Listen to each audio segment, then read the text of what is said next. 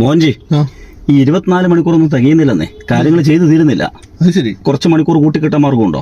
നിങ്ങൾക്ക് ഈ 24 മണിക്കൂർ കിട്ടിയിട്ടും പോരെ? എന്നാ ഞാൻ ഒരു കാര്യം പറയട്ടെ, 24 കിട്ടിയതിന് നിങ്ങൾ ചന്ദ്രനോട് നന്ദി പറയണം. ഏത്? നമ്മുടെ ഇളയാവരുള്ള ചന്ദ്രനോടോ? ഇളയാവരുള്ള ചന്ദ്രൻ അല്ലെന്ന്, പിന്നെ നമ്മുടെ മാനത്തുള്ള ചന്ദ്രൻ, മൂൺ. മൂപ്പർക്ക് ഇതിനകത്ത് റോളുണ്ട്? മൂപ്പർക്കല്ലേ റോൾ ഉള്ളത്. എന്താണത്? അതെന്താന്ന് വെച്ചാൽ ഈ വേലിയേറ്റം ഉണ്ടാവുന്നത് എന്തുകൊണ്ടാണെന്ന് നിങ്ങൾക്ക് അറിയാലോ. ചന്ദ്രന്റെ ഗുരുത്വാകർഷണം കൊണ്ടാ. അപ്പൊ ഈ വേലിയേറ്റം ഉണ്ടാകുന്ന സമയത്ത് ഈ ഭൂമിക്ക് മുകളിലുള്ള ജലത്തിന്റെ ഉപരിതലം കുറച്ച് ബൾജാവും. അപ്പൊ ഈ ബൾജാവുമ്പം ഈ ടൈഡൽ ഫ്രിക്ഷൻ എന്ന് പറയുന്ന ഒരു സംഗതി, അതായത് ഒരു ഘർഷണ ബലം ഉണ്ടാവുന്നുണ്ട്. ഈ ഘർഷണ ബലത്തിന്റെ ഫലമായിട്ടാണ് ഈ ഭൂമിയുടെ റൊട്ടേഷന്റെ വേഗത കുറയുന്നത് ചെറുതായിട്ട്.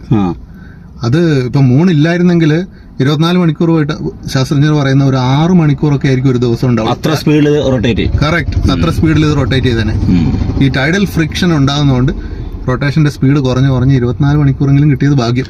അപ്പൊ മൂപ്പരോട് നന്ദി പറയണം. അതിന് ആദ്യം മൂപ്പരോട് നന്ദി പറയണം. അപ്പൊ അമ്പിളി അമ്മാവ താമര കുമ്പിളിൽ എന്തുണ്ടെന്ന് നമ്മൾ കുറെ കാലമായി ചോദിക്കുന്നത്. ഇപ്പൊ മനസ്സിലായത്. അതാണ്. നന്ദി സാർ.